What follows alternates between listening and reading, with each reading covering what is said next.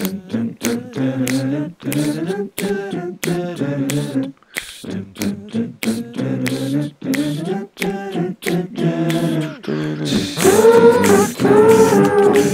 everybody, my name is Ed and welcome to episode 7 of the HogCast. We have had a little week hiatus, and that is because I've had a little bit of a mental week when it comes to work, but it's time to bring back a follow-up episode from episode 6 where we featured Chris Bingham to another Bingham, except this time it's a female Bingham. Please welcome to the HogCast the one and only, the beautiful, the talented Miss JennyBee. Welcome, Jenny. Hello. Hi. How are you? I'm good. How are you? I'm doing very well, thank you. Thank you for being on the HogCast. It's a pleasure to have you here. Thank you for having me. I've been looking forward to sitting down and having a chat with you because we had your brother on a couple of weeks ago, like I've just said in the intro, and we had some very interesting discussions and things. So did you get a chance to listen to that at all? I did. It was good. There was some insightful conversation. There was some very insightful conversation. Yeah, Did you learn a bit about your brother's mental problems when he's walking through busy streets of London going dun dun dun dun dun dun dun dun dun dun?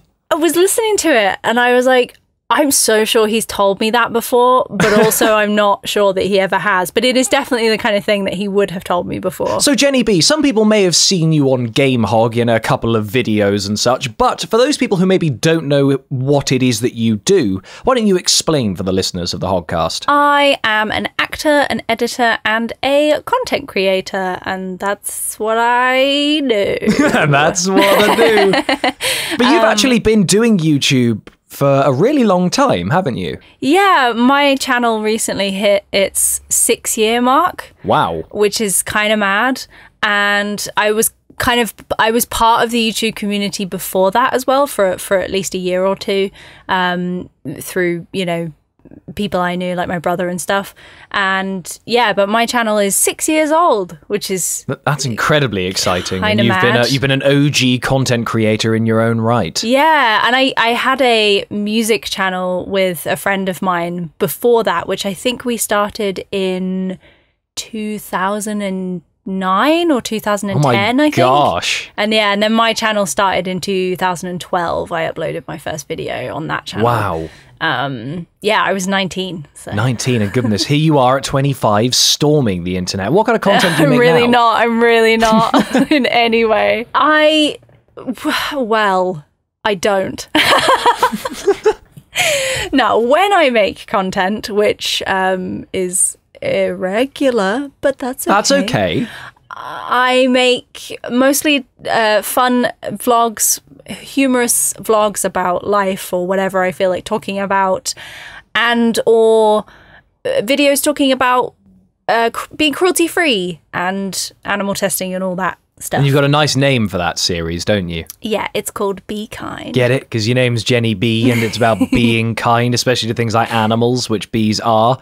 God, it's all so amazingly intertwined. And speaking of amazingly intertwined, JennyBee, this HogCast is amazingly intertwined with features, and one of the most popular features that we do, or one that we have to do every week, is we start and end every HogCast with a questionnaire. We start with the Pivot questionnaire, which some of you may know from inside the actor's studio, so you may already know some of the questions, but it's a good way of getting inside our guest's brain in a way that maybe some of the more generic interviewer questions don't. So JennyBee, are you ready to face the Pivot questionnaire? I am. I was just going to say that one of my favourite things about this podcast is the way that you terribly link every single section. You mean my segues? Yes. I like my segues. I think I'm casual at them. No, I love it. I think they're fantastic. They're one of my favourite things. It's part of watching how I manage to link topics really tenuously. Yeah, it's great. It's very entertaining. Well, speaking of tenuous, as that is actually one of my favourite words, let's start with the favourite... See, I don't just make this shit up. I'm going to laugh every time you do that. Let's start with the first question of the Pivot question is, what is your favourite word, JennyBee? When I first thought about this question, my initial answer was prism. Prism? Yeah, I really like the word prism. Why? Just because of how it's spelt and how it sounds? Yeah, just how it sounds. Are you a fan of ism sounds? Yes, ism. Okay, right. You like, so... Organism. Yes, organism, all the ones that sound like that. I see. I understand now. But I like those, because in the same way I like sounds, like lozenge. Sure. I say that every week. I love the word lozenge. It kind of works for asms as well, but there's one asm that I just I can only think of spasm. Okay, the one I'm thinking of is a bit more taboo. Oh yeah, sorry, I forgot about that one. But I'm an idiot. How did I forget that one? No, it's cool. It's mostly isms, and prism is just, I think it's just such a like concise, lovely word. And I'm not my brother. I'm not gonna come up with some deeper meaning to my special word like context. I just like the sound and spelling of prism. Do you want to hear a word you may appreciate because it's very similar to prism? Sure. It's the word priapism. I don't think I've ever heard that word before. It means an erection of the penis. And I learned this whilst training to be a lifeguard, because they had to tell us that, if you find someone with a spinal injury, there's a chance they may have a priapism. I think it's priapism. It's priapism or priaplism. Either way, they're both very pleasant sounds. But okay, they great. said they will, these people may have a priapism, and we had to be like, what's that? And they had to go, a massive hard-on. So that was, that was a great little description. My favourite word that I'm going for this week is nebulous. Ooh. Because it kind of means like vague or ill-formed, or it means like cloud-shaped or something. But like, I love that. I like using the term nebulous sphere to kind of describe a kind of, almost like when you're in a bubble, you're in this nebulous sphere of, time or consciousness. And I just think that's a really, really cool word. Nebulous. It almost feels like I'm part of Guardians of the Galaxy or something. Yeah, I think that's I like that. I did come up with a second one as well. But I thought prism was my first one, so I was going to go with that. But I do have a second one. What is your second one, Jenny B? My second one is dandelion. Dandelion? Yeah. Why? Because it sounds lovely. And it does sound lovely. It's so much fun to say. I think the word tulip say. Sounds lovely. I think tulip is a lovely word. Yeah, tulip is a lovely word, but I think dandelion. Dandelion. I just kind of like the word apple. Yeah, apple's good. Apple. Some people have a nice way of saying their P's that are quite soft. Yeah. So when someone says the word apple and it's quite soft, it's really lovely. Apple. That's a really random one. That might be an Am I Normal? I like but that's kiwi a feature as well. for later. Kiwi. Kiwi is a good word. Kiwi is a good word. But dandelion is just so much fun to say. Like dandelion. It's a great word to say. I mean, yeah, I can't argue with you there. But yeah, prism though, I think prism is one of my favorites. What about dandelion prisms? If it was like a dandelion made out of glass diamond things, that would be amazing. I feel like I should make a band and call it that. Yes, the diamond priaplisms. No, that's something different. Yeah, no, I'm not going with that. Well, speaking of priaplisms, because this is becoming one of your least favourite words, what is your least favourite word? Segways. I really struggled to think of a word for this question. I've said this every week, but most people go for moist. I know. I don't really have an issue with that word. No? No. What about the word clunge, Jenny B? Ew. Exactly. There we go. We've done it, ladies and gentlemen. We found the word. Clunge. What is that? Clunge. Clunge is a horrible word made famous by the In-Betweeners, but they didn't invent it, but they definitely pioneered it. Okay. But it basically refers to a woman's foof. I thought it might be. Yes, and it definitely sounds Thanks. like it would refer to that. Yeah. Hey, I landed the blow a bit more delicately for my description. Yeah, I really appreciate it. Yeah, I really struggled. When I did think of just like for the sound of it, like clunge is, oh God. Oh, I said it and then immediately like recoiled with disgust. Okay, we've definitely found it. It's clunge. The only other one I could think of I thought of two. One, because it's a word that I don't like the sound of particularly, but I like it more than clunge. is mulch. Yeah, no, I agree with that. Mulch is a horrible word. It just feels as horrible as it sounds, doesn't it? Yeah, and actually just popped into my head, I don't like it when people say maggots, because what? Then I just think of maggots. Okay. Because it's I don't like it when people say rats, because it makes me think of rats. Well, that's the thing. It's not the word. It's just I said mulch and then I thought of maggots and I was like, oh, maggots. I was going to say, because I don't like spiders, but if someone says spiders, I don't go, I hate spiders. Spider's actually quite a cool word, I think. Spider. Yeah, I guess it's kind of a cool word. And then I did have another one, which I will not say because it's a not nice word, but it's a word I don't like because of... Can you give us a clue? What it means.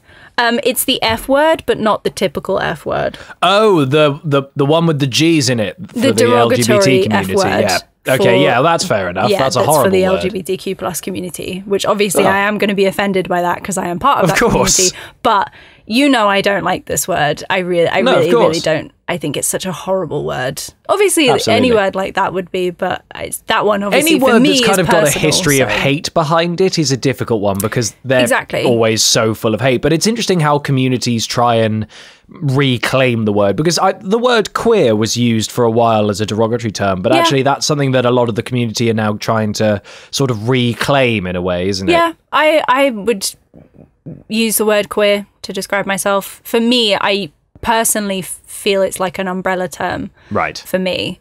Obviously everyone kind of has different like connections with the word queer, but that's how I feel about it. It kind of just encompasses me generally. Do you think the negative F word in this case, do you reckon that's the kind of thing that may ever get reclaimed in the same way that the word queer has? I suppose maybe one day, I guess we'll never know. Maybe. You wouldn't have said this in the 90s, I guess. You wouldn't have gone, in 20 years this will be a term of endearment. Maybe, but I don't know, because I think some people are less offended by it than others, obviously. I find it really offensive, just because I just think it's a horrible word, and I just hate it, and I don't know. I don't think I will ever feel comfortable saying it in a way that I'm like reclaiming it to be something to like own it or to be positive. Sure. But maybe others will.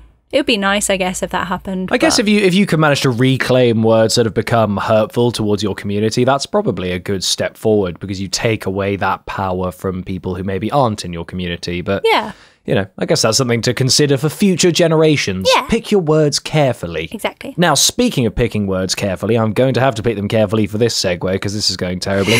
What turns you on creatively, spiritually, or emotionally is our next question on the Pivot questionnaire.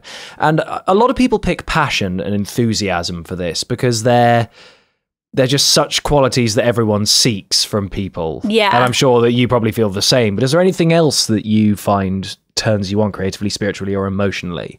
Yeah, quite a lot of stuff. I wrote down a few things, including You're passion. very over-prepared for this. I like this. Because to everything so far, you've gone, now I've got a few answers for this.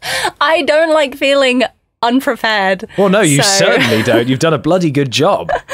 I just like to know what I'm gonna say. Well, Jenny Bee, you're doing wonderfully so far. So tell us some of your things you've written down for being turned on creatively, spiritually, or emotionally.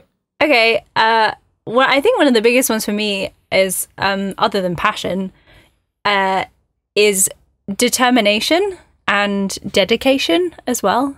I think they kind of go hand in hand. They kind of do in a way, because I guess you're determined, like when you have dedication to something, it's because you're determined for an end goal and you're seeing it through. So yeah, I suppose you're right. They do come hand in hand. So I think determination and dedication I'm just like, yeah, cool. Are there any examples that you have of people who you look up to? Because I know that you and your brother Chris are both massive fans of Donald Glover, or Childish Gambino, as some of you may know him as if you don't know all of his kind of various alter egos. But he's just released a new track, actually, that everyone's going mental for, called This Is America. It's so and I imagine that kind of thing literally turned you on creatively, spiritually, emotionally, and possibly sexually. I mean, anything to do with Donald Glover does all of that, yeah.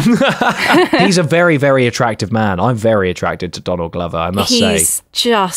He's bloody handsome, and he's so cool. Amazing. Yep, he's beautiful in every way, and I love him. Ed goes gay for Glover. Let's get that trending. # gay for Glover. He's mine. Stay away. Okay, fine. We can share him. What are the other things on your list? I put creativity, which is just kind of an obvious So you one. mean like people who have the ability to come up with something totally original and almost groundbreaking? Yeah, well, no, just being creative and like unique, as much as unique as we can be these days. No one really can be like fully unique. Sure, absolutely, yeah. But just thinking outside the box and just kind of rolling with it. And I don't know, like for me, I get a bit of a kind of high and a bit of a rush when I'm in a group of creative people and we're all just like brainstorming and throwing ideas around and like making each other laugh and stuff. So I always get really like, you know, excited in that kind of situation, which also kind of links to my other one, which is just like sense of humor and being funny and all that good stuff. So basically you like anyone who stimulates you in some way, whether it's a creative way, whether it's in a humor way, or whether it's in a kind of way that pushes you to want to create other things. Yeah. I think that's a really cool answer. I guess so. I mean, if we're talking in terms of like what I find attractive in other people. I mean, that's different, but like that sounds like the kind of thing I feel like I've lost plot of the question now. Maybe, I don't know. It kind of feels like that's the kind of thing that like it attracts you towards people or like creators or friends or things like that. Yeah, totally. I think that's a great answer. All of the above. I think you've done it. I think you've answered that very well. But let's go to the other side of this spiritual, creative, emotional coin. Oh, no. What turns you off? I wrote down a few things. Your diligence has been noted. It's just like I don't want to give myself one option because what if it's not good? Sure, but I mean, so far all of your options have been great, Jenny B. Hooray! I wrote down incompetence, laziness, and disinterest. Ah, okay. Now, did you know that disinterested and uninterested are very different things? Oh, really? So being uninterested is not being interested in something. Mm-hmm. Being disinterested is not having a vested interest in something. I know that sounds like a tenuous difference, but one is it's really hard to explain, but they are kind of different things. I just thought I'd throw that out there, but now I realise that maybe I don't actually know the difference myself. I feel like I'm maybe going to stick with disinterest then. So basically you're like a few of the other people who we've had. You like most of you dislike most of the negative side of most people's personalities, I guess. Yeah, it's a pretty obvious answer, really. I mean, it's obvious, but it's fair enough. It's kind of universal things, especially for people who are creative. There's a reason that all of us kind of resonate with each other. It's because we share a kind of similar consciousness in that way. And so I imagine having passion is why we're all attracted to each other, because we're passionate about the content we create. And people who are the negative of that or the inverse of that are the kind of thing that we kind of distance ourselves from. So I guess it makes sense that quite a lot of the people that we're having on the HogCast are giving that answer. So don't be ashamed that you've given the same answer as other people, Jenny B, because it doesn't matter. It just proves that a lot of us creatives think in the same way. You know, when someone is like really interested in something, really passionate about something that you don't really know anything about, or you don't necessarily care that much about, but you'll listen to them talk about it for ages just because they get so excited about it. Absolutely. And you kind of get excited with them, even though it's not something you're into. But that's what Isla and I were definitely discussing. And I use Spammels as a great example because his passion and enthusiasm when he talks for the about Titanic. It's so contagious, and I love that. So I completely agree with you. I think you've got these completely right. Yeah, totally. Or like when you talk to me about Yu-Gi-Oh. Great. Really kind of hammer home how sad I sound. I'm not ashamed. I'm kind of ashamed, but I'm not ashamed. People look down on it so much, and that's kind of the reason why I'm a bit like, I do this, but I love it. Damn I it. think it's cool. You into don't, something. but you're a very accepting and kind person, so you aren't a judgmental person. No. And also I'm into freaking weird nerdy stuff that other people would be like, what? Not really. You like video games and stuff, but I've not seen you do anything that most people would be like, whoa, you don't like collect Beyblades or anything. You know, nothing too weird like that. I'm really into spreadsheets and organization and writing lists. Okay. That's a different thing entirely. I guess so, yeah. Okay, Jenny B, it's time to move on to another question on the Pivo questionnaire, but now it's to do with swears. So what is your favourite curse word? I don't really have an answer for this one, to be honest. Well, you've said this about a couple of them and then gone, but I've prepared 3. Well, no, because the ones I wrote down aren't really. Well, they're not swear words. Not really. Okay, well, what are they? Well, right, because the thing is I do swear in my everyday life. Sure. I know I shouldn't, but I do. But I don't really swear. I try not to swear online. So this is kind of a point of contention for me, because I don't really want to say a swear. but I can censor it. it's okay. But the ones I wrote down aren't bad, and they're things that I would happily say online. Okay, well, why don't you go for those? Because to be honest, we've covered the remit of your Fs, your S's, your C's. We've done them all. I can have a good, F. I'll use an F. We all love an F. Everyone loves an F. F just flies out. F. I can't believe you've done this. Oh, that's amazing. That is the best one. That's on my soundboard for live streams. But go on, give us some of your JennyBee-isms. Okay. They're not well. So I wrote down crap. Crap? Okay, because I just think, that's so what crappy. A load of crap. Yeah. Because it's kind of harmless, but it still kind of it has bite packs to a it, little despite punch. Yeah, I agree. Yeah. Yeah. And then I wrote down fudge, which is what I say instead of the F word sometimes. Yeah, good. Some good censorship good. there. I like it. Fudging hell, And then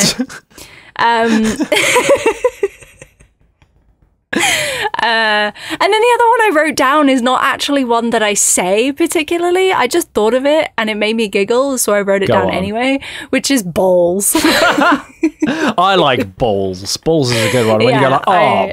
I just thought it was really funny but I don't really say it. So well, now you're going to start saying it more because that is giggle worthy. Oh, balls. Balls. I have to agree. I always say I love the British ones. I just I like things like wanker and bastard. I think they're funny. They're just funny words, aren't they? Funny words. But I don't know. I'm trying to lower the amount of curse words I use just because. Yeah.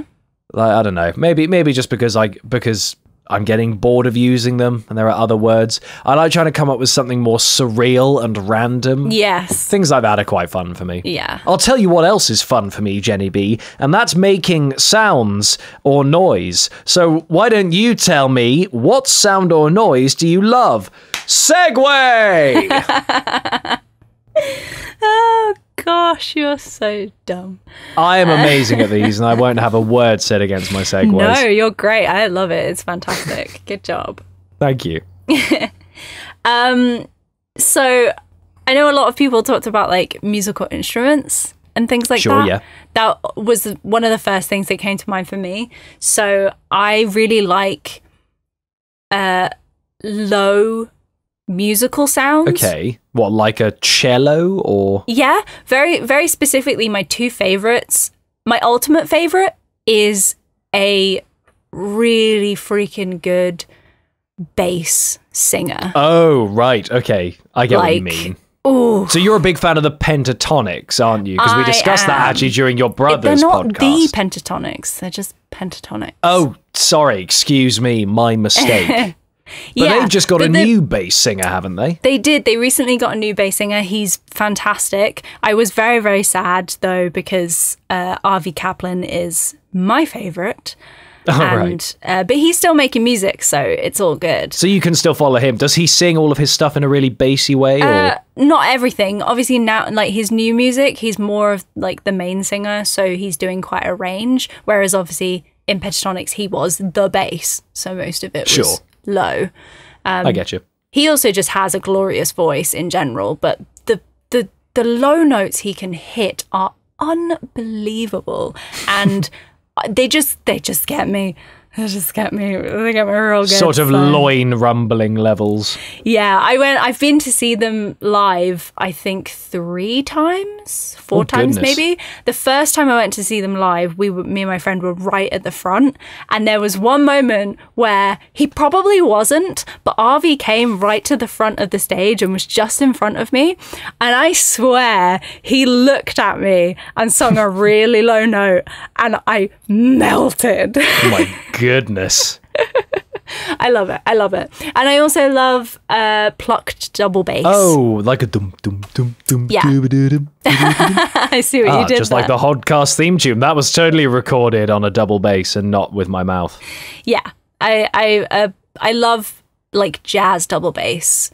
I think double basses are great. They're fantastic. It's like my favorite instrument. So it is lovely. It's especially nice with jazz quartet kind of stuff. Yes. definitely. That's one of my favorite things, like lounge music, lobby music. Yeah. And I love the combination of a double bass and a ukulele. Ooh, I don't think I've ever seen that. Yeah, there's a musician, a YouTube musician called Danielle Ate the Sandwich, and she often pairs, I know, it's a great name, and she often pairs ukulele and double bass, and that's, I think, where I first like properly heard it, and I just think it's just such a lovely combination of instruments. So if I was ever going to do music again, which who knows, I would love to do like ukulele and double bass kind of duo.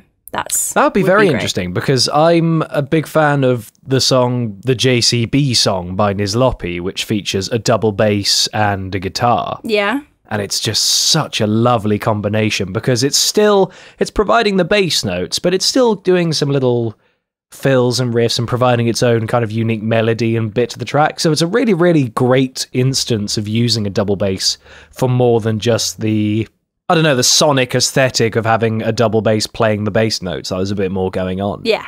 So that's a wonderful example of that. So I'm going to check out some of these things, because I've always wanted to see. I guess I've never seen a ukulele and a double bass together. I should definitely check that out. Yeah, I'll play you some of my favorite tracks of uke and bass and like low singing and stuff. I'll show you some RV stuff, because it's give people some recommendations. Give people a recommendation of your low singing. One recommendation for low singing and one recommendation for ukulele and double bass. Well, any pentatonics really, or any good acapella group or choir will have a decent bass. But RV Kaplan is just he's just great. He's just so good.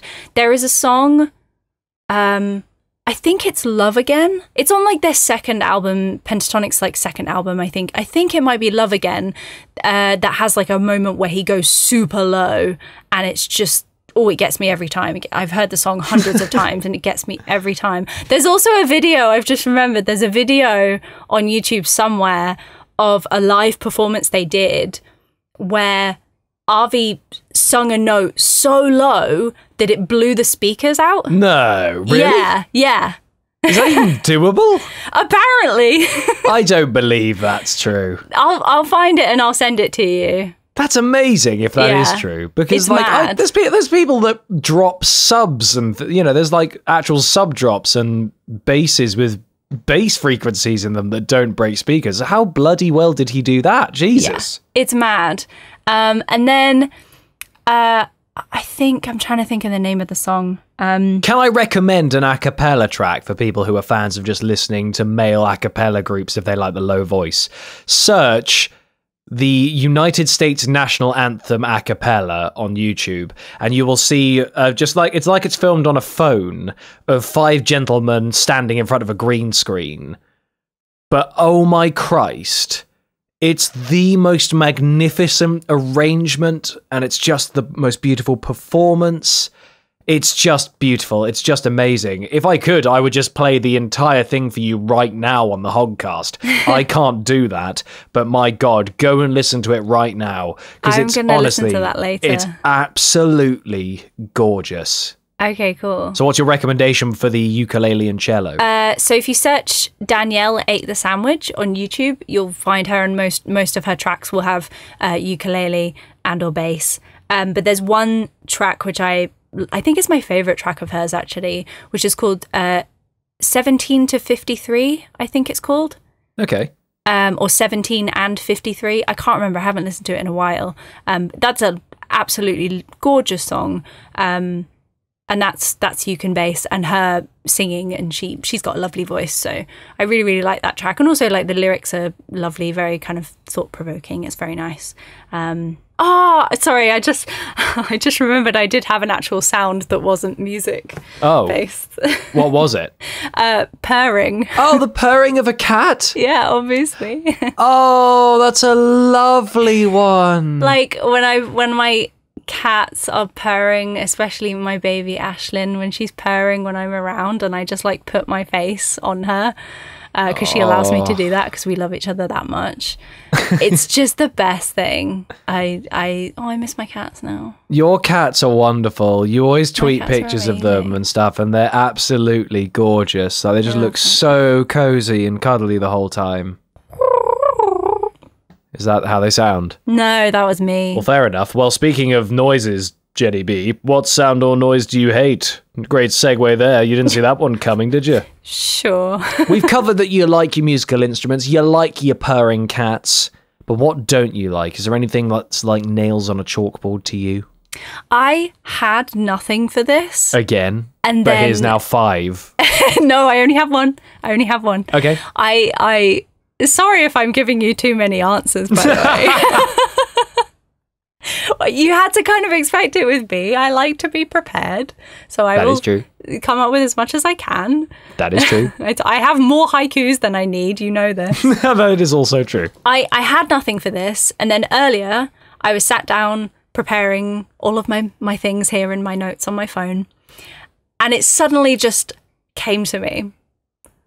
Because I experience it on a regular basis. Oh God, what is it? I'm getting nervous. At least once a week when I go to my stage combat training on Tuesdays. Oh no, what is it? It is that horrific, loud, awful noise that the Northern Line makes on the tube. Shit! It's all, I can feel it. I can feel it rupturing my eardrums as we speak. That is such a Londoner answer as well. Oh, I hate it. Now, honestly, some of you maybe don't know, but you know how when a train is braking or turning, there's a little bit of friction from the wheels on the rails. This actually, and this isn't hyperbole, this actually defies legal limits of noise. It's actually damaging to your ears. That's how loud it is. I read an article on this in the Telegraph recently, that bit of the Northern Line exceeds legal standards for noise. Yep. It's really bad. It just mounts and mounts, and it doesn't stop getting louder. No, it's it the worst sound hurts. ever. I can have like my headphones on, be listening to music, and it pierces through that and just like goes straight to the center of my brain, and I'm like, oh my God, it hits your entire nervous system. Yeah. I hate it so much, and I have to listen to it so regularly. And every time I'm going to and from stage combat on a Tuesday night, because I have to go like 10 stops, I think it is, on the Northern Line to get there and back. It's just deafening. It's the worst. And on the way back as well, I'm usually traveling with people and we're chatting, and every time it happens, then you have to suddenly shout. Yeah, you just have to stop talking and like we all just are like, oh my gosh. It's awful. Yeah, I hate that. I hate it so much. So you've been talking about stage combat. Why don't you tell people what it is that you do at stage combat? Some people maybe don't know what that is. That's a fair point. I just always assumed it was kind of self-explanatory, but then I did actually get a comment on a post, Instagram post I think I did once, asking what it was. Sure. Stage combat is that it is combat on stage. It is staged combat. So basically you're learning to fake fighting in the most convincing way possible with weapons. It's staged, choreographed, safe fighting for plays or film or TV or whatever it might be. So like if you're watching like I don't know, Lord of the Rings or Star Wars or whatever, anything that has like a fighting or battling, they'll all probably have at least like a basic qualification. Because you have to learn how to fight safely, because otherwise you're just gonna injure people, and that's not okay, obviously. So that's a good point. So that's what I do. That must be an exciting thing Tuesday. to do, though, and it's a qualification that you do as well. So it's got like exams. Yeah, there are various like companies that do it. So I qualify with the BADC, which is the British Academy of Dramatic Combat. And I have a standard qualification. I have a foundation, which I got a couple years ago, and then, which doesn't really mean anything. And then I got my standard qualification earlier this year, and now I'm working towards my intermediate level qualification, which is very hard. That's so but cool. It's good, and I'm loving it. That's very exciting. So this actually kind of leads us neatly on to the next question without me having to crudely segue. And that's, what profession other than your own would you like to attempt? Now, currently, you actually do the same job that I do because you got me my job, which is editing for other YouTubers. Yes. So what profession other than this would you like to do? I'm guessing. I don't think I've ever actually said it's acting.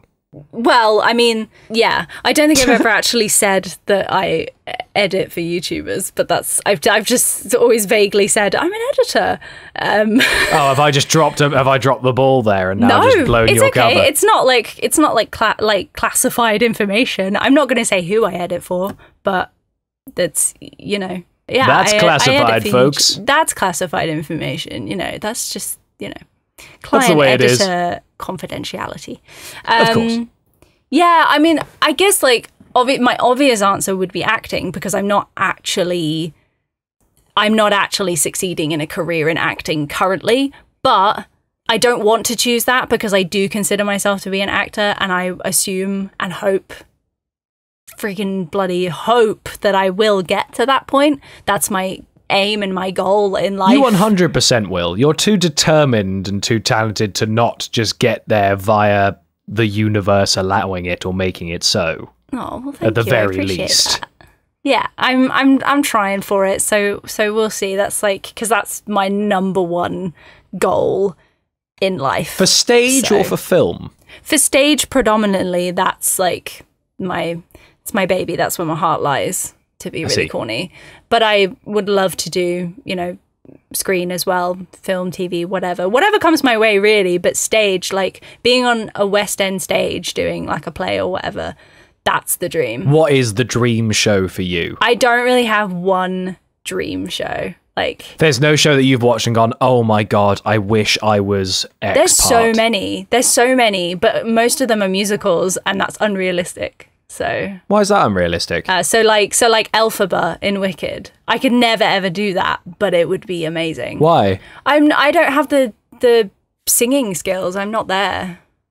And I don't think I ever will be there. I'm sure you could get there with plenty of you know, what you're doing. Thank you. It's very nice that you have so much faith in me, but JennyBee, everyone listening to this HogCast right now has enormous faith in you, and they all think you're amazing. In fact, everyone who's listening, if you're listening via the audio version of this podcast, migrate your way to the YouTube version of the podcast and leave a little comment and tell JennyBee that she's awesome and talented and she should totally pursue acting and she should keep doing all the things she's doing, and eventually she'll definitely get there. Leave that comment down there. And also, you guys should totally go and check out JennyBee on her socials. JennyBee, where can people find you?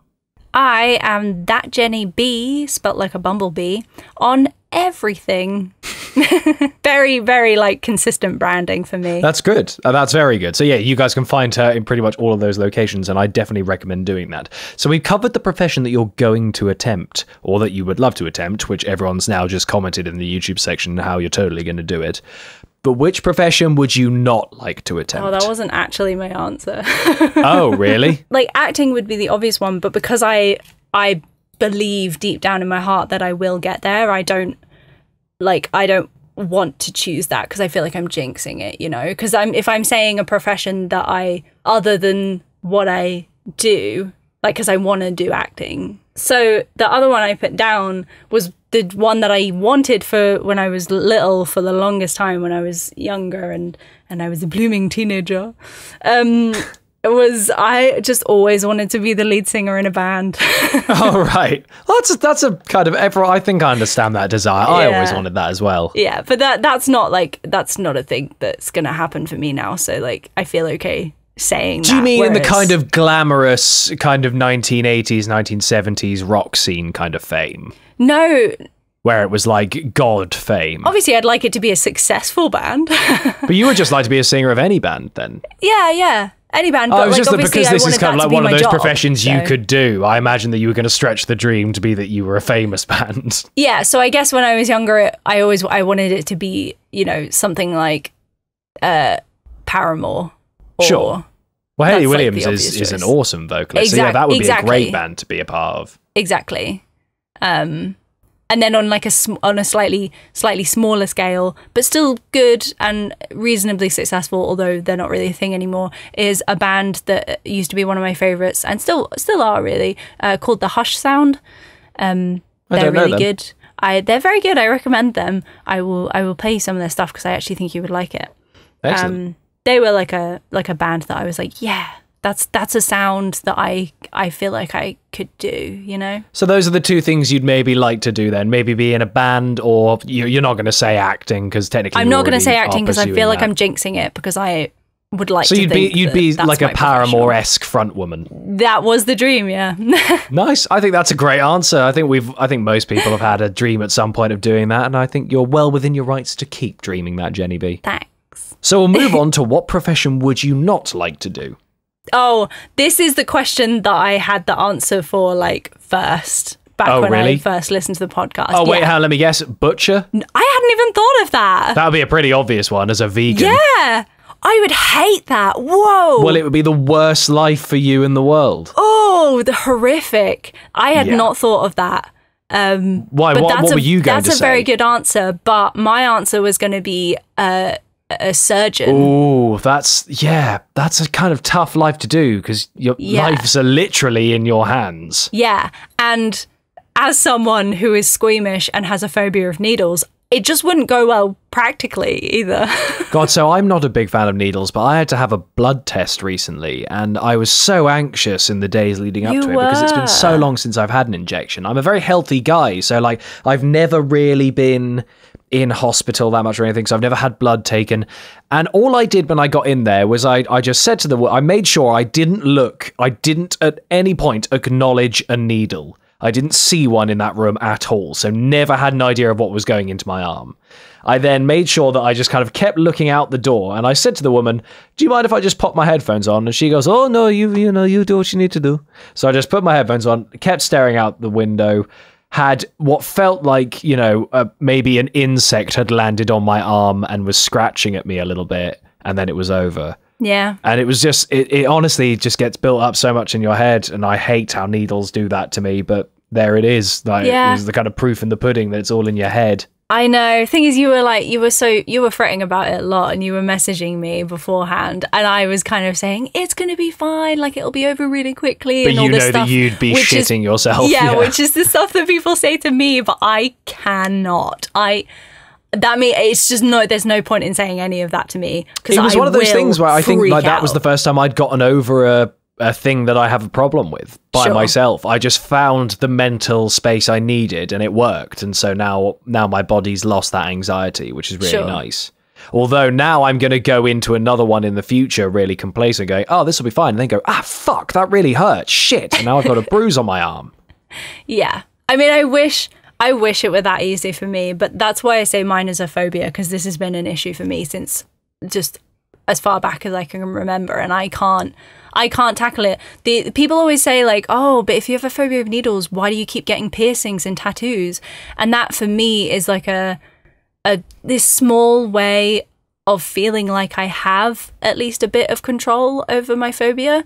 Is by doing what's kind of like a small instance of it. Yeah, but the thing is that blood tests and injections are in a different like category in a way. Right. And they're worse. They're so much worse.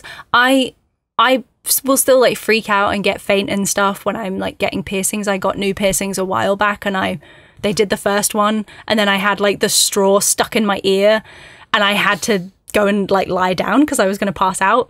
So I was just stuck there with this straw in my ear for ages until I felt I could like stand back up and get you're really finished. bad with it, aren't you? Yeah. But then like my second tattoo that I got, I have very small tattoos, but my second tattoo, I was like fretting and fretting and fretting, and I was laid down in the thing, and he was about to do it. He was like, right, I'm going to start now. And I was like, okay. And there's a video of it I have a clip of it in one of my videos somewhere. And I'm like wincing like in preparation for it. And then it's just okay. Because it's all in your head. It's all in your head.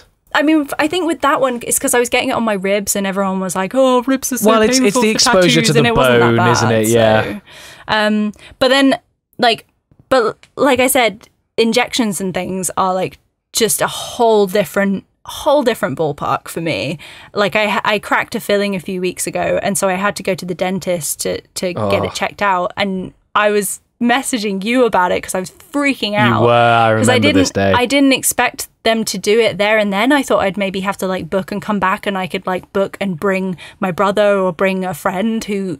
But they just went, right, in we go. No, they were like, right, we're just going to do it now. And I was like, oh, God. What? And I just burst into tears, and they had to, literally, she couldn't do it for like 10 or 15 minutes because I was just crying, and I physically like couldn't move.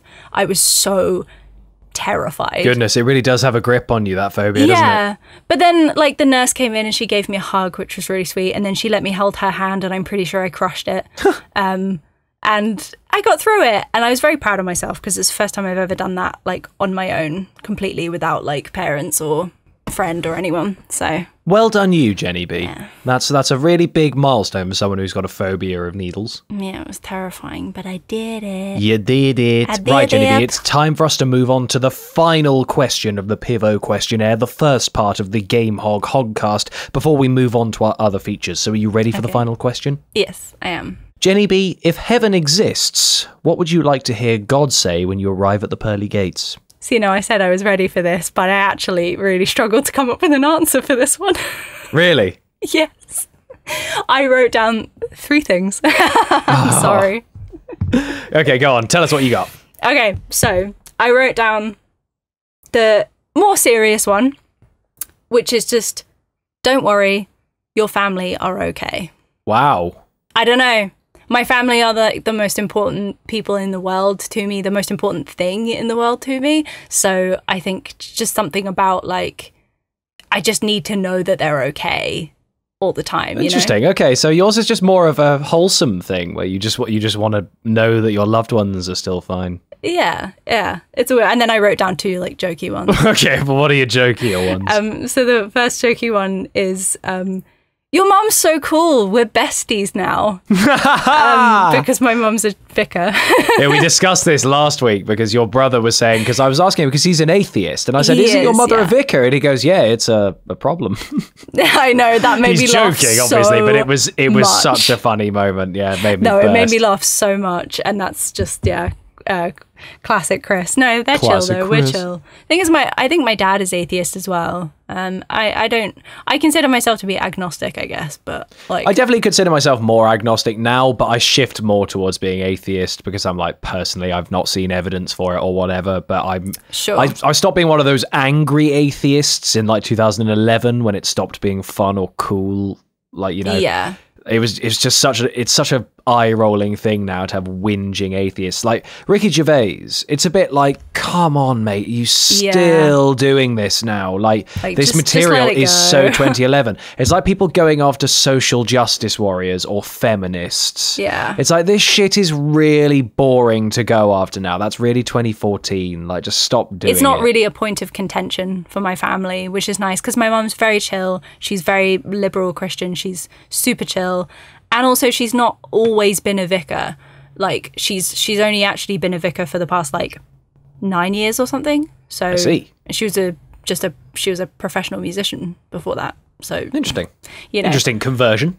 Yeah. I mean, she still does music, but obviously less so. In a more holy way now. Yeah. Yeah, I did have a third jokey one, but it's really weird and it doesn't really make sense. Go on, try us. I just feel like I'd get really happy if I got to heaven and God said, Donald Glover said that when he gets here, he wants to be with you. Whoa, Jesus Christ. I know. I wrote it and then I was like, wait, no, because like then he's dead, but like everyone dies. What you dies. want is like Donald Glover said to save a seat next to you for when he gets here. Yeah. That's something the like vibe I'm that. going Okay, but for all we know, Donald Glover may not get there until he's in his 80s. And what if you died in a tragic accident in 10 years? Are you going to be at the same age in heaven that you died at? Because then you'll be this kind of young, svelte woman, and then Donald will be this hideous 80-year-old man who you've waited for so many years for. No, he won't be hideous. Take that back. He wouldn't, would he? He would be a bloody handsome old man. He's never going to be hideous. He's going to be one of those, like... He's never going to be old, is he? He's going to be like an elf. No. He's just always going to be a glorious, glorious human being. He is. Yep. The Messiah himself, which I guess actually, considering we've just had the final question about God, has brought us neatly to the end of the first feature of the Game Hog podcast, being the Pivot questionnaire. However, Jenny B, we have plenty more features to come. In fact, it's now time for my favourite ever feature that I've ever made on anything ever, and that is Haiku Do You Think You Are? Haiku Do You Think You Are, for those of you who don't know what Haiku Do You Think You Are is basically a section I put towards you, the Hogs, the Hammerly. I basically put out a little question on Twitter asking you guys to recommend a haiku topic, and me and my guest come up with 3 little haikus about the subject that you guys recommend. Last week, myself and Chris did Getting a Haircut that was recommended by Thick Boy Charles, but today we're going for bees, which were recommended by Maritime Maddie and Claude Buckens. Thank you guys for recommending that. Bees did seem like an obvious suggestion. We had a couple of people going for sex-based stuff, which I don't quite understand why. I was weird about that. I kind of was like, is it because we were in a relationship? I don't know. Maybe it was. But either way, we've avoided those and we're going for bees. So, Jenny B, we took a beeline towards the bees. We certainly did. God, this is such a punny podcast. You can't make any of this shit up. So, Jenny B, why don't you take it away with your first haiku do you think you are? Okay. Sorry. You have to cut out all of my giggling. No, not at all. This is my favourite section, so I'm just like, I'm so worried I'm going to disappoint, you know? I'm keeping all the giggling in. You're fine. Okay. Human, don't hurt me. I have not the best defence because it kills me. Actually, one of mine later does cover that same topic. There's only so much you could talk about with bees, I guess, but that's a really good one. I like that one. That was a strong starting haiku. Cool. I think I'm going in like order of I think that was good, but I think it's my least strong one. Okay, I'm also going in order of what I think, but there's kind of reasons why I write a lot of these ones. So here's my first haiku. Do you think you are? Okay. Leave the bees alone. It's wasps who are the problem. Wasps can just fuck off. I 100% agree with that. What is the point of wasps? They don't pollinate things. They are the worst. I have a whole video on my channel about how much I hate wasps. It's just me talking about how much I dislike wasps. I mean, I can be testament to how much you dislike wasps. I had to stop a very important game of Overwatch the other night to stop and coach you through some really, really tragic big wasp that was asleep in your room. It was a very trying time in my life, okay? It was literally, for those of you listening, picture this. It was asleep on the window, completely asleep. It had come out because of the random hot day on the inside of an open window. In my bedroom. And all I said to Jenny was, pick up a book and just sweep it along the inside of it and it'll fall out because it's asleep. And it took like 20 minutes. It's not that easy, right? Because if you think about it, I think that part of why I'm so scared of wasps is to do with my phobia of needles. Because when you think about it, a wasp is just a flying creature with a needle in its butt. It's all linked. You're right, Jenny B. So You're of course I'm going to be scared of it. It all makes sense, Jenny B. So why don't you give us your second haiku do you think you are? Okay. Jenny B hates wasps. I heard she dislikes bees too. A tad ironic. Wow. That's a joke from a video. That's actually really nice. I like that you managed to get ironic in there. Yeah, a tad ironic. I would have tried to end it really subversively with "what a bitch." Yeah, I guess so. But I like these are meant to be from the perspective of bees, aren't they? So. They are. They're kind of like. So I decided to kind of, instead of make it just about bees, I thought I'd make it about the perspective of bees, but mine's a mixture of both. So my My second one is about bees rather than the perspective of bees, because it's something I've never understood, but we discussed it the other day while I was at a barbecue. Okay. When a bee is sad, you're meant to give it honey. That's taking the piss. Bees make honey. When a bee is feeling a bit poorly, you're meant to give it a teaspoon of honey. So let's just say, like, if a bee only makes like a teaspoon of honey in its entire lifetime. So if to get a bee back on its feet, it takes like a teaspoon and a half, suddenly there's a net loss of honey if you're having to feed that bee more honey than it ever makes. Also, that's more honey than that bee's ever seen in its life. You're taking the piss with that bee and its honey, and I've never understood this. How did someone find that out going, they must love this? I thought it was always like sugar water. What, the thing that you're meant to feed bees to get them going again? Yeah, because I'm sure that would it's just the work. sugar. Well, yeah, I'm sure that would work as well, but it's the rumor of you're meant to give them honey, and it does work. But they do, I think they eat honey, don't they? I think they do. I think they use it to both build and to feed. Well, basically, it's part of making the honeycomb structure, I think. Yeah. And then it kind of solidifies and becomes wax, and then the rest of it is used to feed the larvae, and then everything else that is just leaks out because it's not needed, and that's and the stuff we kind of scrape off. Royal jelly. Royal jelly. Yeah. That sounds like a great name for a YouTube channel. Oh my god, that's what I. Speaking of mine. YouTube channel, we're halfway through one of the best YouTube features on earth. Haiku do you think you are? So Jenny B, why don't you take it away with your final haiku do you think you are to do with bees, because it's That Jenny Bee's podcast. Okay, I quite like this one. Don't take my honey. See, it's very hard to make.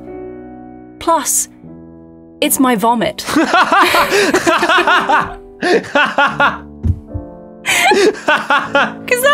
it is. Honey is a bee's vomit. Yeah, that's how right. they make it. They go and get the pollen. They collect up all their pollen, and then they take it back, and they like vomit into each other's mouths back and forth. Yeah, they kind of pass it back and forth. Yeah, it's to weird. create it, and then they vomit it like into the hive, and then they like bat their wings to create like a high temperature to make it more like solidified, so it's more goopy.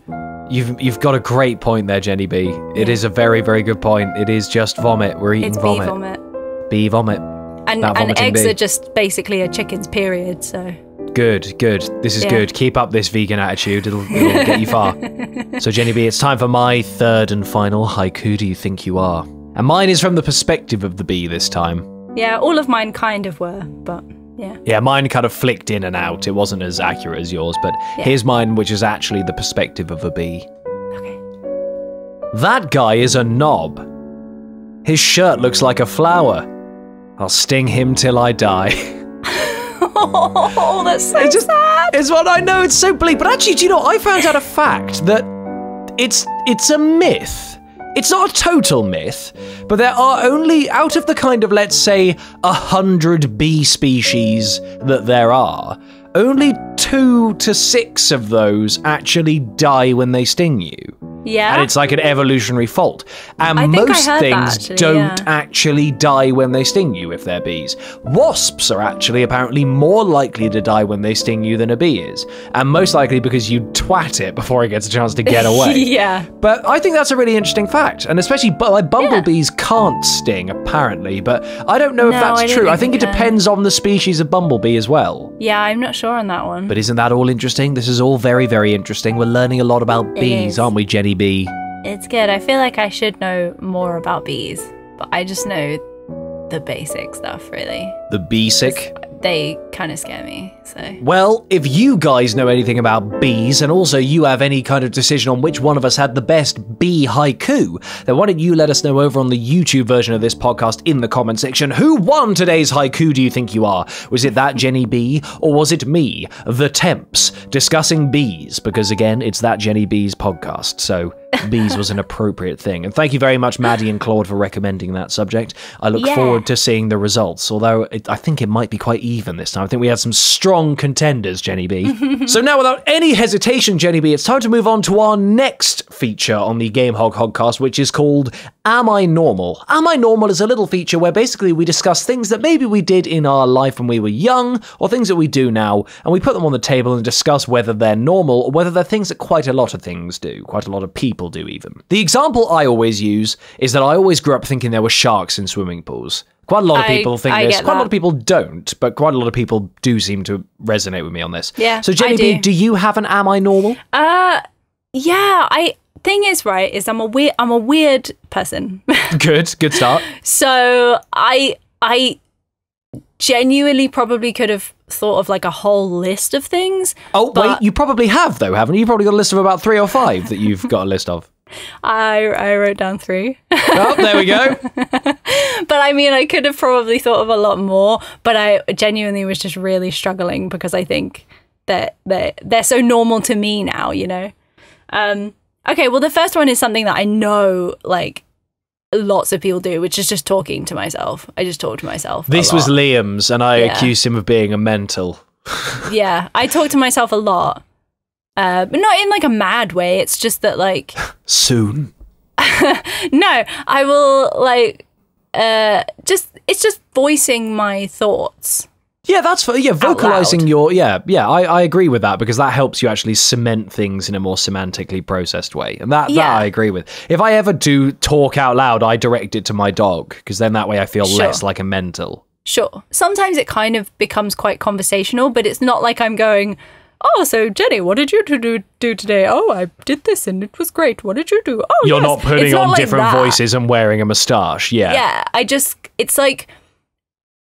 Sometimes it turns into like if I was filming a video. Okay. You know? Like I'm just talking to a camera, but I'm not. I'm just talking to the space around me / myself. But I feel like that's pretty normal for like a vlogger or an actor or whatever, you know? I think that's a fairly normal one. So what are your other 2 that are less normal? Okay, so there was one maybe are normal. Which I didn't think was weird, but then you said it was weird. Go on. Which is that I have a very specific routine and order when I shower.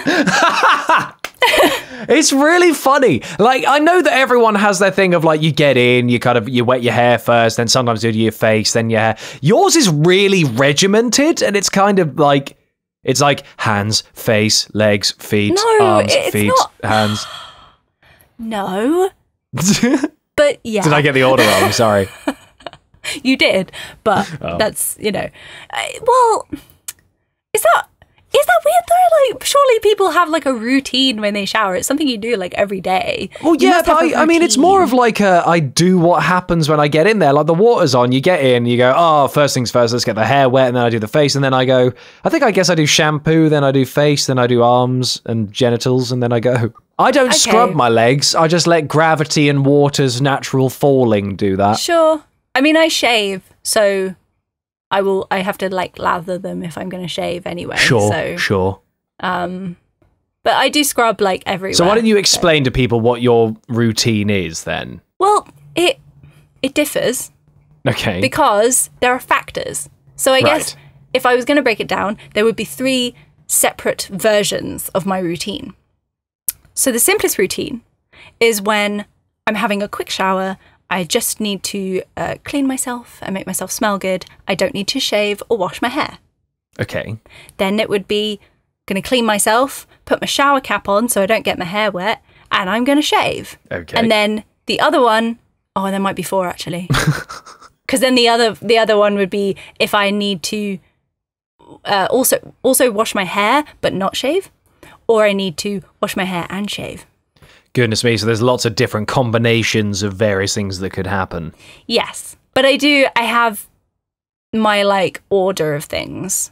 So what are the order of things? You really? I'm interested to know how obsessive you are with your shower ordering. Oh God! If there's an order, if the fact that you can talk about an order means there must be it must be pretty diligent. Yeah, when I'm doing it, I'm not doing it. Oh my God. Oh, so you don't know it right now? No, I do. Okay, so I get in. The water's on. Which one do you want to know about? Like, I don't know. do I Just need a to wash quick my hair, shower then. or- Just a quick shower then. Where you quick need to wash shower. your hair. Where you need to wash your hair. That's not a quick shower if I have to wash my hair. Oh God. Okay. So what? Okay, have a a lot long of hair. shower. Okay, a shower and washing my hair but not shaving. We'll go for a middle ground. This is so weird. This is kind of weird now. Okay, so I get in, and first thing I will do is just like I will make sure my body is all wet, and then You don't have to go into this much detail. I thought we were going to do things like. routine. I thought it was more things like, okay, first it's shampoo, then it's face wash, then okay, it's body, so- then I do my legs and my feet, then I move on. See, this is the problem because it's more specific for me. Okay, because right. OCD, yay. Straight up, like, come on. If you haven't guessed it by now, I have a thing. Well, okay, so like just everything's wet, get my hair wet, and then it's shampoo. Okay. I shampoo my hair, and then I rinse that shampoo. Then I do my second shampoo. Oh my God. Because I've got a lot of hair, I have to clean it properly. And then I rinse that shampoo. In the break between In the break. my shampoo. Well, sometimes I'll leave the shampoo in for a bit if I feel like I really need it to get in there. And then in that case, I will then like wash my body, like to use my loofah. And if I don't do that while I have my shampoo in, then I'll do it in between shampooing and conditioning. And then I will condition. And I like to leave the conditioner in for a little bit. So, like, my hair can soak it up. This is already more effort than I put into any shower ever. So then I might scrub my face, or if I haven't washed my body, I'll then wash my body while I'm waiting for my conditioner to sink in, and then I rinse the conditioner out, and then I put my head upside down to rinse the conditioner out because my hair is very thick and the water in London is very hard, so I struggle to clean my hair properly. And then you asked, okay? I asked. You can just cut it down, or like just don't. Oh my God. Okay, so basically you have a really super... So it takes you a long time to shower. Well, if it's just a quick shower where I'm just scrubbing my body, then no, because I can do that in like 5 minutes. But And if you're going for the thing whole is, hair wash I and could have stuff. gone into more routine as well of like the order I clean my body parts. Is there's even an order for body parts? Yeah. What's the order for body parts? Really? I'm kind of... Well, it's just... I didn't realize you had so many levels to this. To me, honestly, a shower is get in. Is my hair washed? Yes. Is my face clean? Yes. Are my genitals and my armpits clean? Yes. Okay, we're good to go. No, I have an order and I have a routine for cleaning just my body. Well, fair enough. Is that normal, people? I guess you guys will have to decide, because I'd say no. I mean, I guess it's not a bad thing to do, because what you're doing is being very clean. I'm being very thorough. You're being incredibly thorough, and I think most people would probably thank you for that. Anyone who's in Yeah. close proximity to you will definitely thank you. I feel like such a freak. You're I mean, making it's me not feel like that such bad. a weirdo. I have Your OCD showering. a problem, Kay. Thing is, you know me, so why are you surprised by this? This is Like, all true. I'm just doing this you to know expose me. you for what you are. I'm very, very specific. I have OCD, so it's a thing. But don't worry, Jenny B, because we're moving on to another feature that can cheer you up, and this is super timey-wimey hoggy boggy nonsense. So cringy whenever you do that. Yes, it is. And basically what this is the... Oh, God. This is just a time travel section. I hate the name of this sequence, but it's stuck now. I wrote down super timey-wimey hoggy boggy nonsense, and there it is. It's now you a part could of change everything. it for the next season, maybe. Yeah, for next season it'll be called something different, but we've committed to it for 7 episodes now, so it's sticking. So, Jenny B, do you have a time in your life, a time travel sequence, whether it's in the future, whether it's just a time in history, or a time in your life that you would like to go back to? No, I don't want to go back particularly. You're a futurist. Yeah, there are times in history that I would like to go back to, and I guess like just see, what What it was happened like and back what it was then. like and stuff like that. Not necessarily part of my life, because I was just a bit of an awkward, weird child. So At least you're honest. yeah.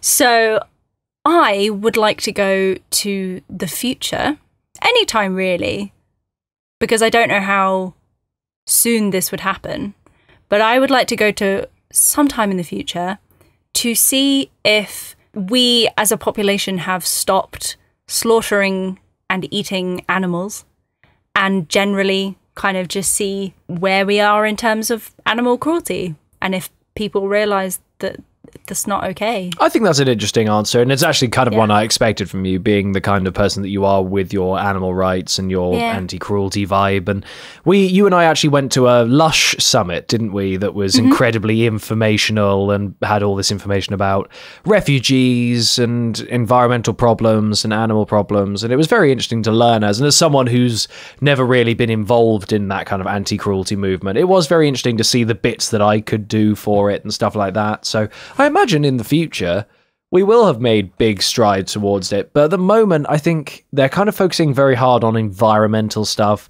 That's a big one. Animal cruelty is kind of on the wayside a little bit. Like, feels like well, maybe it's just because it's less mainstream coverage. At least I've not seen as much being covered that I have compared to like global warming stuff, let's say. But even just things like, there are so many more vegan options in shops now. Absolutely. Even just things like that. That's a massive, that's a big step. And that's a massive step forward from, when I was 9 and I first became vegetarian, for example.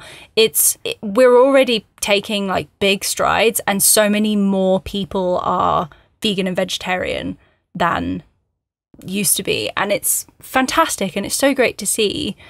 And I get very excited when I see that there's new vegan options and stuff. Well, you've made me some of your vegan options, and as someone who's normally scoffed at the idea of veganism or vegan alternatives, I adore your lovely creamy mushroom parsley pasta that you do. Yeah. Oh my god, it's so tasty. Love it.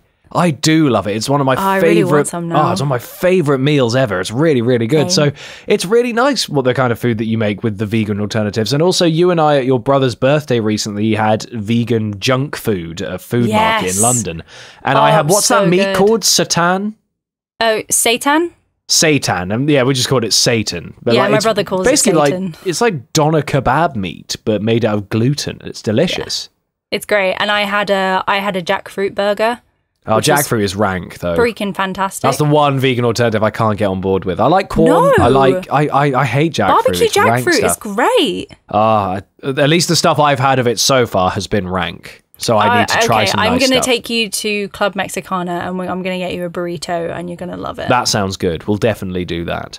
So you're basically wanting to travel forward to try and see, has Earth accepted a Jenny Bee way of life? Are they being kind? Yeah, or in terms of food, but also in terms of has animal testing been abolished, all that kind of stuff. Sure. And just generally, animal cruelty, I would like to think that it's, it will gonna stop at some point. And and it's one of those things where I think that is the future, and I think a lot of people agree. I think that is the future of, eating and stuff like that.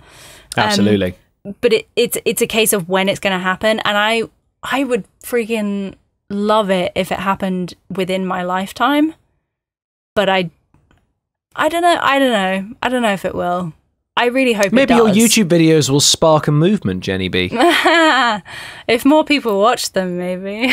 Well, guys, you know where to find Jenny Bee now, because you can find her on, now's your chance for your socials again, everything.com/ThatJennyBee. There we go. And then you guys can basically get on board with the vegan movement that Jenny is trying to push for. Or she's actually not even... Well, how's best to put this? You don't push it, but what you suggest is you encourage people to do 100% of what they can. And actually, that's a message that I've even preached in our Discord, because I think that's a really, really good mantra. That's kind of my motto is I believe that everyone should do 100% of what they are able to do. So if 100% of what you're able to do is being pescatarian, then great. Vegetarian, fantastic. Vegan, amazing. Fabulous. It's, even if it's just Even if it's just buying a product that you'd normally buy, but buying an anti-cruelty version of it, that's at least doing something, as long as, you can bother making that change. Buy from only cruelty-free companies, or even if it's just you're going to continue to eat meat and dairy, but you're going to be more conscious of where sourcing the it meat properly. and dairy that you buy is sourced and how it's sourced. That is just a step in the right direction. Obviously, I'd much rather you not purchase or eat any of it, but of course, I'm not expecting everyone to do that. I would love it. But I wish I stopped writing down such stupid examples with my answers to these questions, because What's obviously every yours? week I've got to try and come up with things. Well, mine is I wish I could go back to the dawn of my kind of social video gaming time, whereas yours was going forward to see if society have shifted to a less cruel means of farming and things. Mine was just, I want to go back and play Modern Warfare 2 again when it was really popular. That's just not cool and not fun. But I remember those days of coming home from school, and it was everything you did at school happened there. You came home, you had dinner, you did your homework, you played games online with your friends until you went to bed. And I loved those days. It was my first ever time of experiencing that. And I just remember it so fondly. I remember how exciting it was popping online and going, I wonder who's going to be online tonight. It doesn't matter who's on, because I can play with anyone, and whoever it is, we're going to have a great time. And whilst there is still that available now, it feels, I don't know, maybe it's just less like it was back then. Yeah, I think it's the charm of when you're younger as well. You have less cares in the world. So that is true, yeah. You can more wholly focus on it and just be in that completely. And I mean, I was much more of I wasn't really an online gaming person, because you liked your quirky games like your Katamari Damacy and stuff like that. Yeah, I was a local multiplayer girl, and I still am. That's still my favorite. My favorite. You and I have thing. played a lot of fun local multiplayer games together. We've played a bit of it's Mario Kart, Lovers in a Dangerous Space Time, Ultimate Chicken Horse, Rocket League. Yeah, there's a lot of cracking ones. Most favorite things to do is just play a local multiplayer game with just a group of friends, or even just one person, when I get to play with you, or when I get the other week when my friends came to visit, there were 3 of them, so it was 4 of us playing Overcooked, and it was absolutely hilarious. Those are so much fun. On my birthday, when you guys came over to my house and we all played Quiplash and stuff in my living room, see, that was amazing fun. That was so much fun. Stuff like that is really great, and social video gaming is definitely where it's at, whether it's locally or online. And totally. I just want to kind of revisit what it was like back then. It's probably better now, and I'm probably remembering it with rose-tinted glasses, but it was a great time. Yeah, but there's nothing wrong with that. There's nothing wrong with that. And also, playing a game, I think maybe you spoke about this with Luke, maybe? Playing a game for the first time. Yeah, that's a really, really great feeling. Experiencing a game that you and really just going, love wow. For the first I'll tell you time. what, I had this the other day where I came out of Avengers Infinity War, and the thing that hit me the most, there's no spoilers here, by the way, the thing that hit me the most is that I'll never get to experience that film again for the first time. Sure. That's how amazing I thought that movie was. And the thing that I really took away from it is fuck, I'm never going to get this feeling again. Mm-hmm. And that was really crushing for me, because it really impressed me that much. Yeah. So that's a weird feeling. That's a weird thing to think about. Just knowing I'm never going to experience something for the first time again. It's a weird thing to get het up about. No, but it's a good feeling, especially if it's something that you really, really love. Well, speaking of things that we really, really love, Jenny, we are actually starting to slowly come to the end of the Game Hog HogCast, but we have 2 more features. One of them is Let's Play God! Fantastic. JennyBee, it's now your turn to shout that beloved sentence. Let's play God!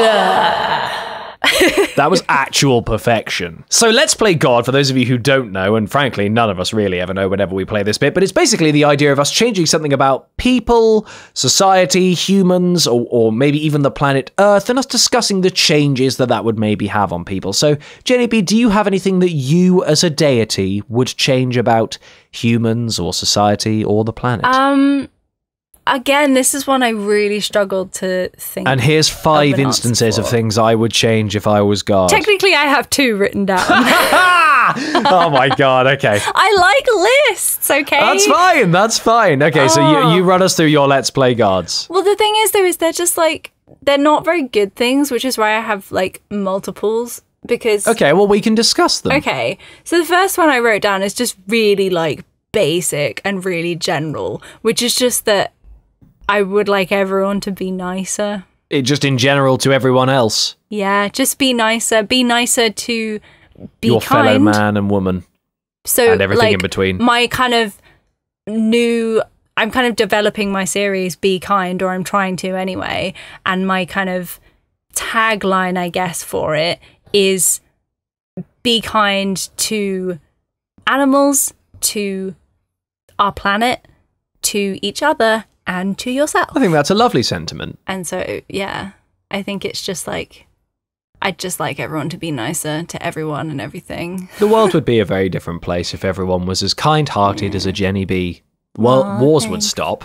That would be great. Wars would stop and animals would have a bloody great time. Yeah, it would just be like constant love and cuddles for all the pretty sheep and cows. Although there'd be a lot of angry fists shaking from barbecues. Oh, you Jenny Bee! No! Bring back my Cumberland sausages! Barbecue a freaking Linda McCartney sausage, cracking in a hot dog They're never bun. quite as good. No, they're so good. They are good. I'm not disputing that they're good. It's just like as someone who does eat meat, the substitutes, whilst I've enjoyed some very delicious things from you with the vegan options, I do love some meat. I love meat, but that'll always be my thing. But that's just me. Everyone is allowed to decide what they're allowed to decide on. And if you guys are thinking about going vegan or you're umming and ahhing about making some of these decisions, why don't you go check out Jenny's video series, Be Kind, because it might help push you in the right direction. Yeah. See, my Let's Play God was just, well, if it wasn't make everyone work for only 3 or 4 days a week, I would let everyone on Earth have the power to stop time in the morning. Okay. I've thought about this every early morning I've ever had, waking up for 9 to 5s and going, if I could just stop time and rest for another hour and a half, I'd roll out of bed and I'd crack through this day and it would be great. I would smash this day, but right now I'm exhausted. Give me another 2 hours and we'll do great. Sure. And so I just need everyone to have that ability, because if someone's done that, then everyone gets to stop. But does that I don't think time would ever progress. Well, because if this is the everyone difficulty. can do it, then everyone would constantly be stopping time all around the world, and so it literally would just never continue. You're picking up on the good points, You Jenny know? Bee. This is exactly what Let's Play God is about. It's about picking up on the changes this will have on the universe. And you're right. Having temporal stops like this it'd be catastrophic. We'd have Doctor Who level shit going on that would just stop things from working. You're right. No one would do anything, because every morning, everywhere, someone would hit that kind of universal snooze alarm. Yeah. And boof, we'd all be dead. You're right. Maybe I just need to go to bed earlier. might be a better way of sorting that. I think you do. Well, Jenny Bee, we have come to the end of the Game Hog HogCast. And actually, I will say this has been the longest recording we've ever done for a HogCast. So oh, really? there I'm you so go, sorry. Jenny Bee. Oh, I there's do talk a lot. no problems there. That means this is rich and filled with detail for many of the hogs to listen to. I had like a list for every answer. I'm so sorry. But that's good. This is variety. This is what we want from the HogCast every week. Everyone is different. Everyone's personality is different. And you, Jenny Bee, have come in with your positivity. You've come in with your kind-hearted and niceness. And you've also come in being very diligent and with a lot of answers. So you've had your unique take on the HogCast solidified permanently. However, your HogCast isn't totally finished just yet, Jenny Bee, because as I said at the beginning of the podcast, we top and tail every one of the HogCasts with a questionnaire. So you had the Pivot questionnaire from inside the actor's studio at the start, Jenny Bee, but now it's time for the Game Hog Quickfire questionnaire. So these are 10 questions that I've prepared that basically they might be a bit weird or they may just be a bit boring or random, but the point is try to see how quickly you think on your feet. So Jenny Bee, are you ready to face the Game Hog Quickfire questionnaire? No, because I'm terrible at making decisions. Well, bear in mind, you're not allowed to think about these. You've got to answer them as quick as you can. I know, but that stresses me out. Well, don't worry. It's going to be okay. I like to think about things. Well, Jenny Bee, I'm afraid you're not going to have much time to think here. Okay. Your time starts... I'm so nervous. Now. Jenny A or Jenny B? Jenny B. Incorrect. Jenny B or Jenny C? What? Jenny B. Incorrect. Jenny B or Jenny P? Jenny B. Incorrect. Rachel or Ross? Rachel. Correct. McDonald's chips or Burger King chips? McDonald's. Correct. Luke or James? No, I'm not. I love them both. That's everyone's answer.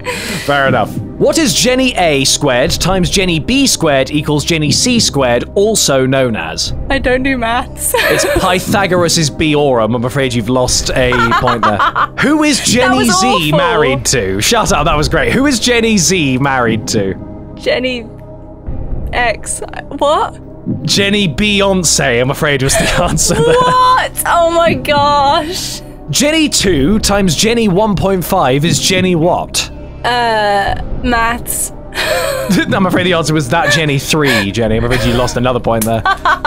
So, Jenny, this has been a pretty disastrous round for you. However, we're going to bring you down to the final question of your quickfire questionnaire, okay? Are you ready for the final question? Yeah, I'm ready. If equity made you change your name from Jenny B, which of the following would you change it to?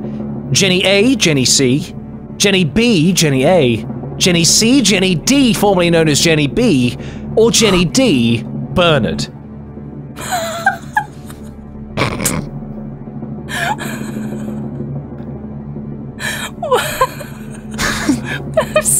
What? Can you repeat it? Oh, please don't make me say it again.